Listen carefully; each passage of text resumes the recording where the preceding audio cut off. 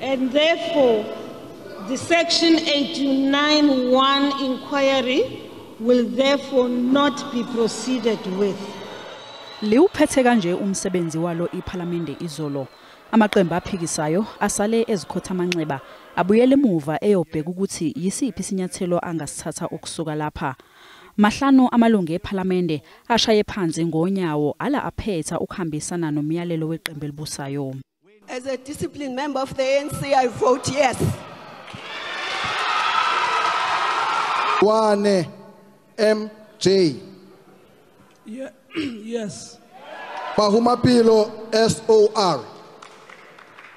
I vote yes. Ngesikhathi senkulumo mpikiswano iningi lamalungu ANC ephalamende belithi alijiki ngesinqumo salo ephikisana nokwamukelwa kwalombiko. Udaba lwePhalaphala luphenywa ezinye izikhungo zezomthetho. We can only commence the impeachment process if sufficient evidence exists. Does sufficient evidence exist? In paragraph 80 of the report itself, the panel says it did not have sufficient evidence. There are various institutions that are still to conclude investigations. Iqembu elibusayo lithole ukwesekwa amanye amaqembu ombusazwe. ICOPE ithi lo mbiko ubungenabo ubufakazi obanele futhi unamaphutha.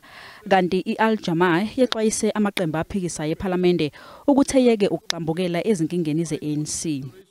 I propose that we apply both legal and ethical routes so that we can depend on expertise and independence. The 12 political parties in Parliament are not branches of the African National Congress or substitutes, and the efforts today must certainly be moot. Good respects the right of the President to take the independent panel's report on review. Indeed, we share the President's reservations that there are various potential legal irregularities in the panel's work. Abanye ke bebefuna ukuthi wemukelwe lo mbiko. We've been here before, and not so long ago. We all sat in this house, debate after debate, vote after vote, and watched the ANC majority shield Jacob Zuma from half a dozen motions of no confidence and one impeachment vote. It is this man who held the hand of Nelson Mandela and said the Constitution of South Africa is above all of us. Today is the same man who's peeing on the Constitution of South Africa. Thank you.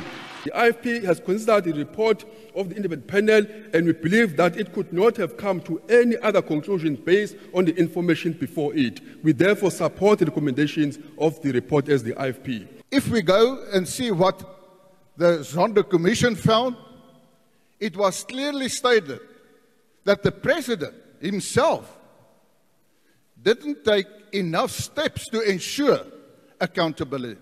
The ACDB calls on President Ramaphosa to stop being evasive and be honest with the people of South Africa. The Section 89 panel has found that the President has a case to answer. Let there now be a full inquiry by Parliament, the very institution that elected him to office. This is a watershed moment in our Parliament. Parliament today will either affirm that no one is above the law or some people are above the law. So while we will support the adoption of this report, we don't believe that this process should continue until the review application is finalized before a court of law. We in the PAC agree that the state president must face investigation into the wePhalaphala game farm shoddy business. I-EFF yethembise ngokuthi izophosela inselele indlela okuvotwe ngayo izolo.